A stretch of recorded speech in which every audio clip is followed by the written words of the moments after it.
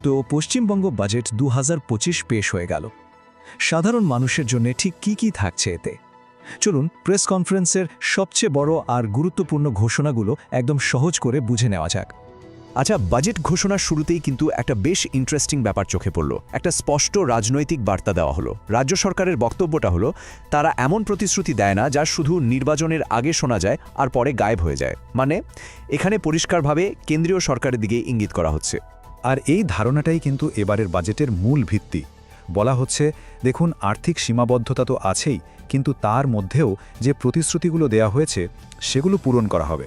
তো চলুন এবার গভীরে গিয়ে দেখি বাজেটে এর প্রতিফলনটা ঠিক কিভাবে ঘটেছে। এখানে রাজ্য সরকার একটা সরাসরি তুলনা টানছে। তাদের বক্তব্যটা খুব পরিষ্কার। একদিকে তারা বলছে যে রাজ্য নিজের টাকায় বিভিন্ন প্রকল্প চালাচ্ছে, আর অন্যদিকে তাদের অভিযোগ হলো কেন্দ্র সরকার নাকি 100 দিনের কাজ, গ্রামের রাস্তা বা বাড়ির তৈরির মতো খুব জরুরি প্রকল্পগুলোর টাকা আটকে রেখেছে। তো বাজেটের সবচেয়ে বড় আর প্রথম যে অংশটা নিয়ে কথা বলা হয়েছে সেটা হলো সোশ্যাল সিকিউরিটি বা সামাজিক সুরক্ষা। চলুন দেখি ঠিক কোন কোন স্কিমে সবচেয়ে বেশি জোর দেওয়া হলো এবার। শুরুতেই আসা যাক বাড়ি তৈরির প্রকল্পে। এটা কিন্তু একটা বিশাল বড় ঘোষণা। বলা হয়েছে মোট 28 লক্ষ পরিবারকে বাড়ি বানানোর জন্য সরাসরি টাকা দেওয়া হবে। ভাবা যায়, এটা রাজ্যের সবচেয়ে বড় সামাজিক প্রকল্পগুলোর একটা হতে চলেছে। এখন প্রশ্ন হলো, এই বিপুল সংখ্যক অনুদান কিভাবে দেয়া হবে? তো পরিকল্পনাটা হলো এটা ধাপে ধাপে দেয়া হবে। আর লক্ষ্য রাখা হয়েছে যে আগামী 1 বছরের মধ্যেই যেন সব পরিবারের কাছে ফাইনাল কিস্তির টাকা পৌঁছে যায়, যাতে বাড়ি তৈরির কাজটা তাড়াতাড়ি শেষ হতে পারে।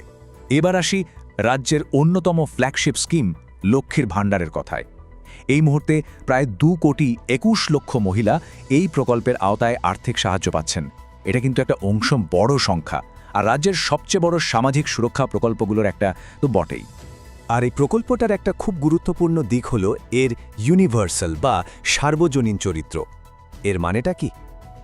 এর মানে হলো অন্যান্য অনেক রাজ্যের প্রকল্পের মতো এখানে যোগ্যতার শর্তগুলো খুব একটা কঠিন নয়, ফলে অনেক বেশি সংখ্যক মহিলা এর সুবিধাটা নিতে পারছেন। দেখুন, শুধু লক্ষ্মীর ভাণ্ডারই নয়, এর পাশাপাশি আরও অনেকগুলো পেনশন স্কিমও কিন্তু চালু আছে। যেমন ধরুন, বয়স্কদের জন্য বার্ধক্য ভাতা, বিধবাদের জন্য বিধবা ভাতা, আবার তপশিলি সম্প্রদায়ের জন্য তপশিলি বন্ধু, আর আদিবাসীদের জন্য জয় জোহারের মতো বিশেষ প্রকল্পও রয়েছে। সব মিলিয়ে এই স্কিমগুলো লক্ষ লক্ষ মানুষকে একটা সুরক্ষার ছাতা দিচ্ছে।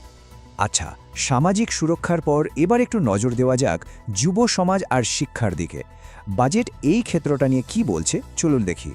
শিক্ষাক্ষেত্রে কন্যাশ্রীর কথা তো বলতেই হয়। এটা রাজ্যের অন্যতম সফল একটা প্রকল্প।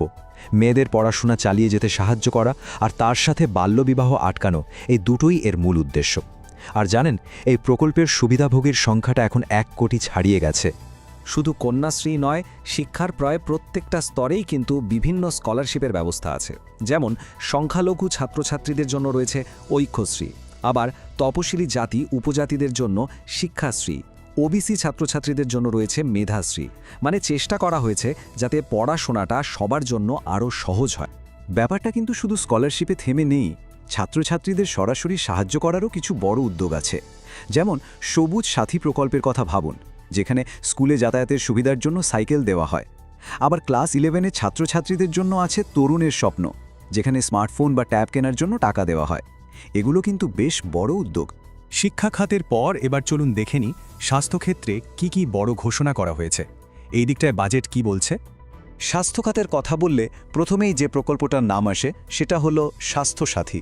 এটা একটা স্বাস্থ্য বীমা যার আওতায় প্রায় 9 কোটি পরিবার রয়েছে।